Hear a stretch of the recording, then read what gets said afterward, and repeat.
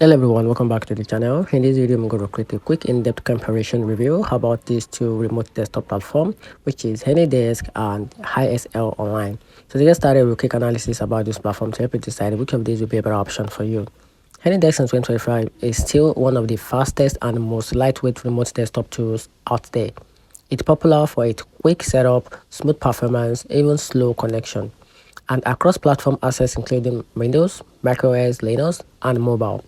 It's designed for freelancers, IT teams, and small businesses that want a fast and affordable solution without too much complexity. So, talking about ISL Online, on the other hand, offers a strong remote support features with a emphasis on privacy and data control. It's especially good for companies in regulated industries thanks to its on a premises host option, which is GDPR compliances and a security encryption.